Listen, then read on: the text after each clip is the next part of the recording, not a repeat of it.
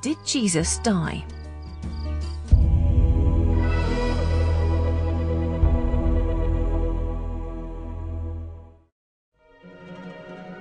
You read the story of the empty tomb, and on Friday someone is killed, and on Sunday they're gone from the tomb, and you ask the question, what might have happened?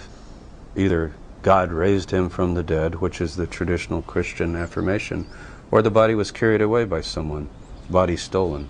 And those two possibilities are even talked about in the New Testament.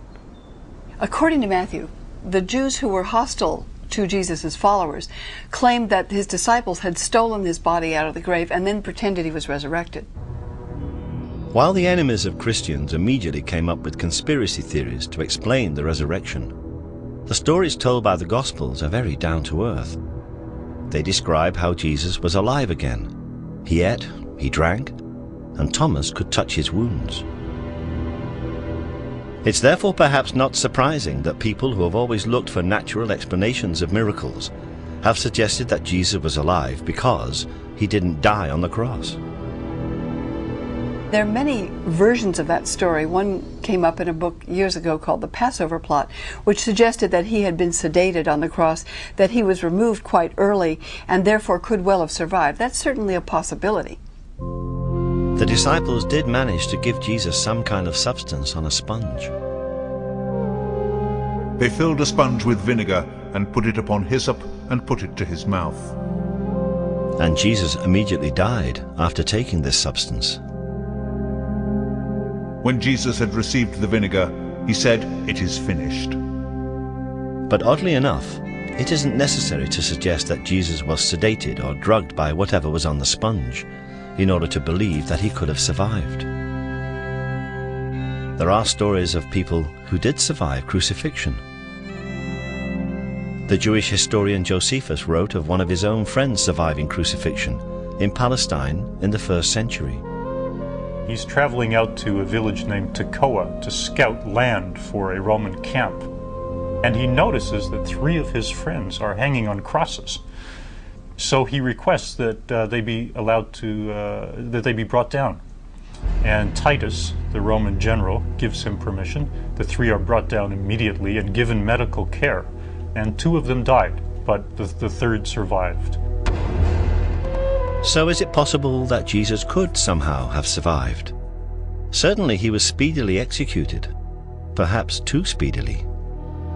When you look at the story of Jesus and how he was executed by the Romans, he's on the cross for 6 hours. The assumption is that he's dead.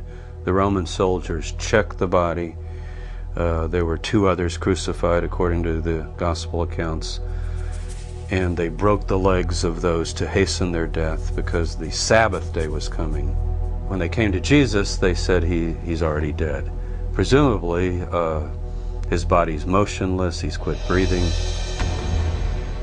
They then prepare the body and put him in a tomb, and presumably it's sealed up, and he's dead for all practical purposes. The question, though, is he clinically dead? The question of clinical death is certainly raised by the fact that the herbs Joseph of Arimathea took into the tomb with the body of Jesus were aloes.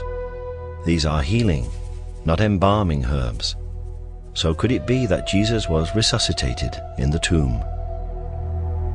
A lot of modern people, I think, confuse the term resurrection with life after death. Resurrection is a Hebrew idea, and it's the notion that someone is in the world of the dead, which the Hebrews call Sheol, and they have their body's been buried, and they resuscitate, or they come back. A term we might use today would be resuscitation more than resurrection. It would actually get the idea. We do have stories, both from the modern world and from the ancient world, where people appear to be dead, and for all practical purposes they are dead. That is, they're not responding to the outside world, but then they do, in fact, revive or come back. We call it resuscitation, but if you want to press the language, that would be resurrection. Whatever actually happened, the different gospel stories do all agree that the disciples saw Jesus as if he were alive. But if Jesus survived, it doesn't necessarily mean that the resurrection was a hoax or a deliberate falsehood. At the end of the 19th century, the English writer Samuel Butler, in his book on the resurrection, came up with the theory that if Jesus had collapsed in a shock-induced coma on the cross and then recovered, he and the disciples would actually have believed his recovery was a miraculous resurrection. That still has great credibility if you see it in the light, for instance, of more contemporary developments. Look at the near-death experience in the United States. Something like 13 million people in the United States say they've had near-death experiences. They've seen this white light. They believe it to be some form of miracle. So the idea that in the first century, when they had none of this scientific insight and they had none of these hospitals or whatever to save them, that people thought it, actually makes a lot of sense. Doesn't make them fraudsters or shysters, it actually makes them genuine people who thought they'd witnessed a miracle. Whatever the circumstances, if Jesus was alive, then he and his disciples face a serious problem. If Jesus was placed in the tomb and somehow was revived, he himself would certainly think that was an act of the grace of God. I came right to the bars of death and was brought back. But now there's a practical problem. It's a political problem, actually. Romans basically do one thing to messiahs. They crucify them.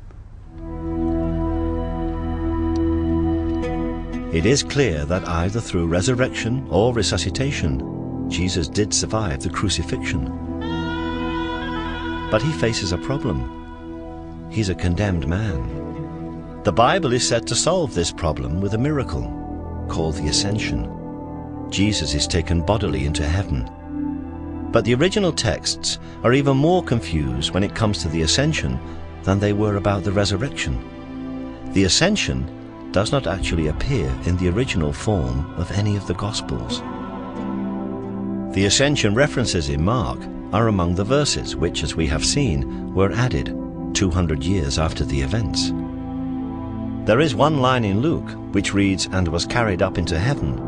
But again, this doesn't appear in all Bibles. It was in fact inserted simply because the Ascension is referred to in a later book of the Bible, the Acts of the Apostles, and it's always been assumed that Luke was the author of Acts. There's no Ascension in Matthew, and John's Gospel ends with the enigmatic words, And there are also many other things which Jesus did, the which, if they should be written every one, I suppose that even the world itself could not contain the books that would be written. So what were the many other things that Jesus did?